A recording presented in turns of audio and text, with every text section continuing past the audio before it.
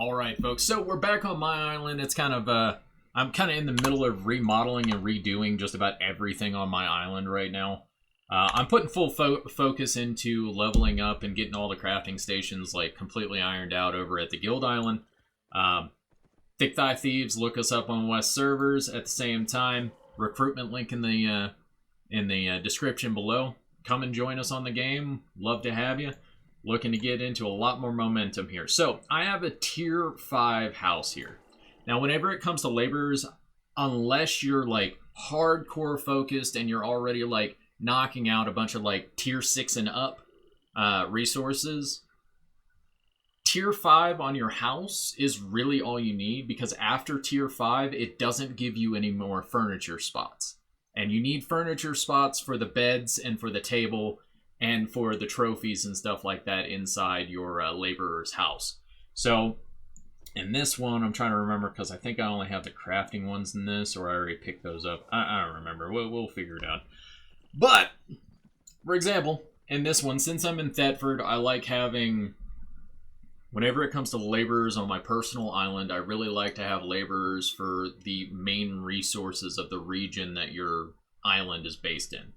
So, I'm going to do a fiber house, I'm going to do a wood house, and I'm going to do a, the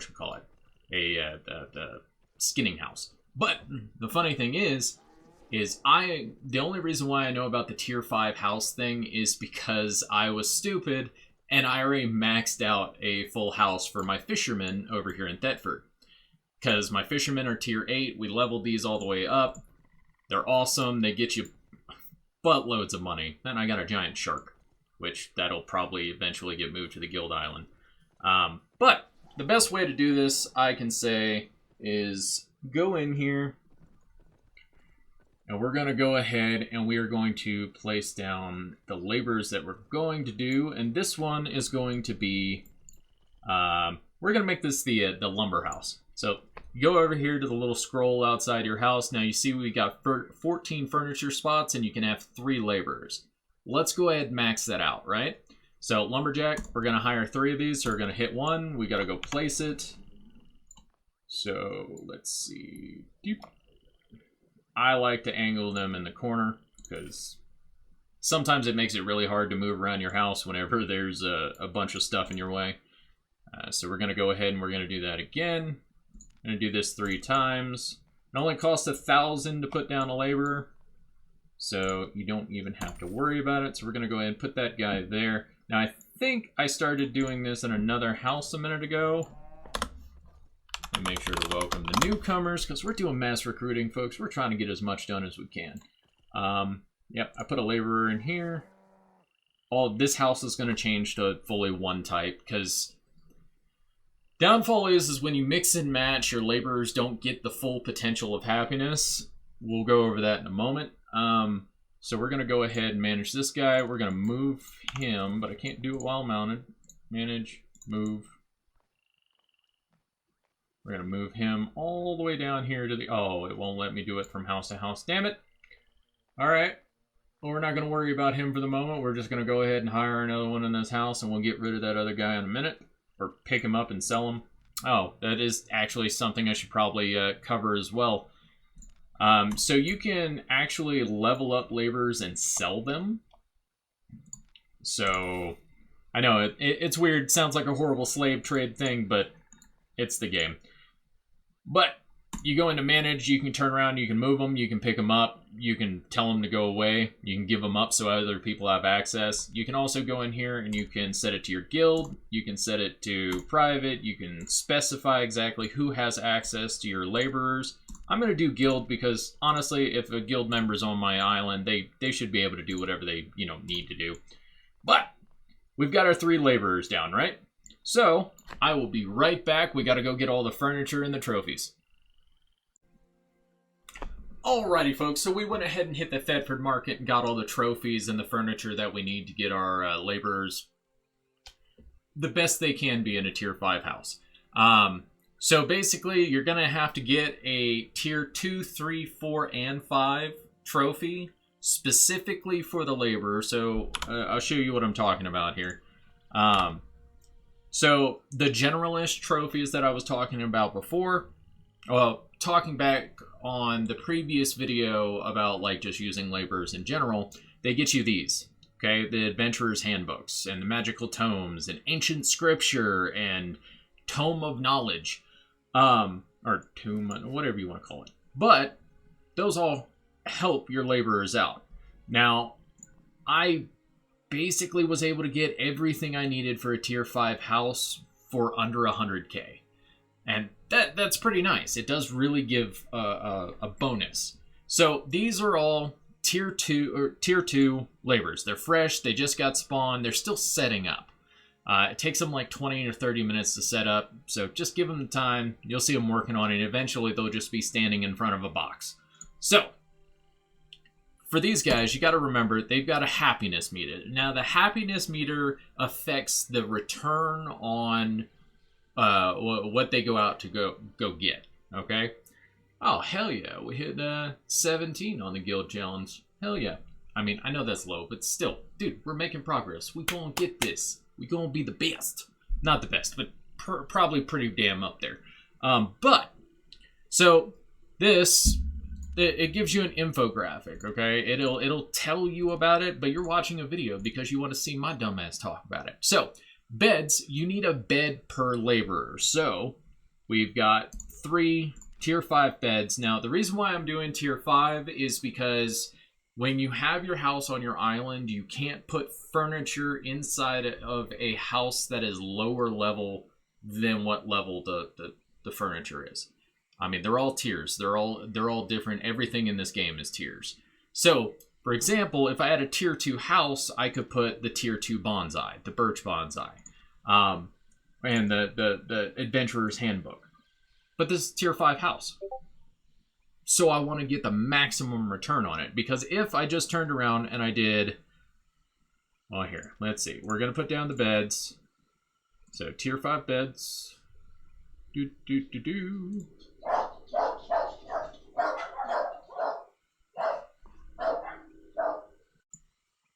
Sorry about that. I had to step away. Dog was outside. I needed to get him back inside. So we're going to go ahead and place down the 3 beds. Because the beds only matter when you're... the bed's level only really matters whenever your laborer is a higher level than the item you're placing. So if I had a tier 2 bed in a house with tier 8 laborers, the tier 8 laborers would not get a full happiness bonus because they're sleeping below their means. Because they're better than that. Alright, so we've got 3 beds. You notice the happiness meter for that went up to 100. So each one of them will have a bonus. There you go. Okay, so you see they got 100 in there. So that means that they have the best amount of happiness from the beds that are available in the house. If it was a lower level bed, it would show lower. But, so we've got 100 on the happiness. So they need a table. So you need a table per, what is it? Table has labor. This table. Okay, so each one of these can do to X number of laborers. But thing is honestly, if you're building in your house, you're not going to have like 30 laborers in here. You can't.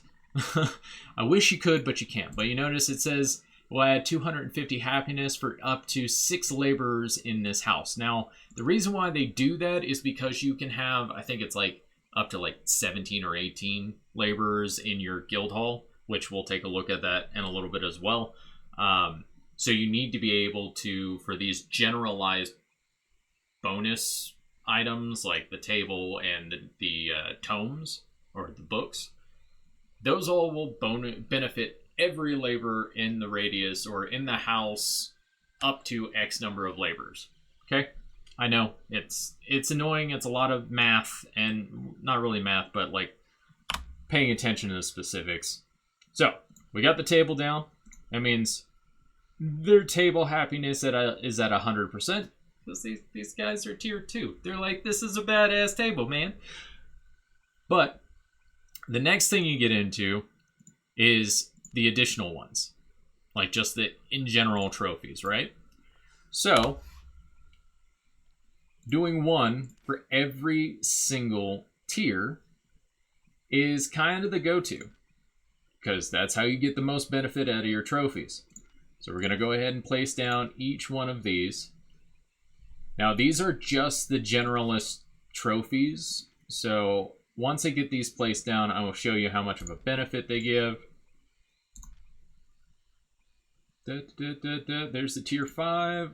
Now, if we look at them, they only get 20 because I think each one of these only gives 5 to up to 3 laborers. It's really annoying. But I'm going to go do that. So we're going to go ahead and put down one of each level of their specialty trophies. I like compact designs. I don't like everything laid out everywhere. I like to have some organization. So I stack them all in the corner so I don't have to worry about it because that would be in the way. So that is tier 2, 3, 4, and 5 of all the additional trophies that you put in there. Now, there are other trophies that you can actually buy. They are extremely expensive in the marketplace, and they don't really give that much of a benefit. But they will give you more benefit than what's normally provided by the game. So, look at them now. They went up an additional 40 points into their trophy happiness. Now, this is like the max happiness, unless you get those specialty trophies. This is like the max happiness that your laborers can have in a tier 5 house. They can go higher, but it's not as high as you think. So, that's basically how you set it up. Now, normally, I like to slap down a chest in the corner so I can keep all of their journals and their resources that they're bringing back and forth, so I can keep accurate calculations on things here. So in the end, whenever you're done placing everything, I think you've only used up like 14 spots, 12 spots. Now you can only have 14 furniture items in here.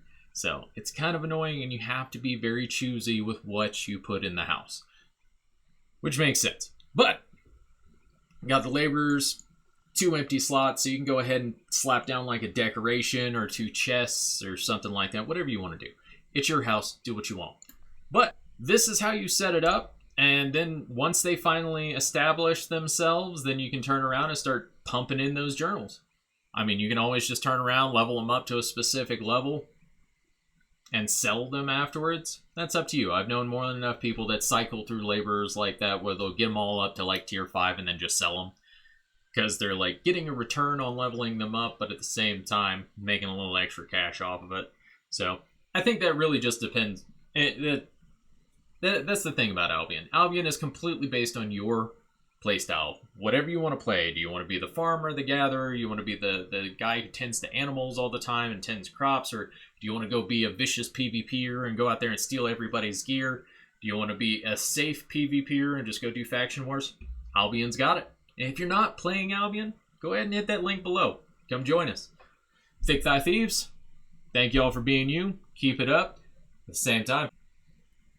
Okay, so this little snippet here of me giving you a PSA is probably going to get put in both videos. So, guide on general laborers, guide on trying to set up laborers on your home or on your island.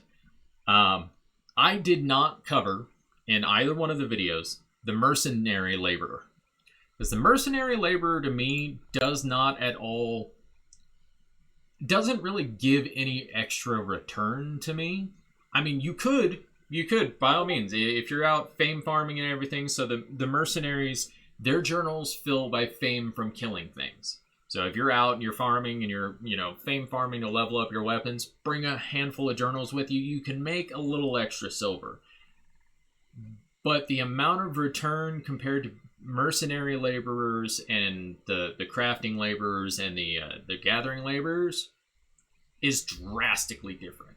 Like, I mean, you might get an extra 100,000 from a tier 8 mercenary, but the fuck? Like, but yeah, that's why I didn't cover them.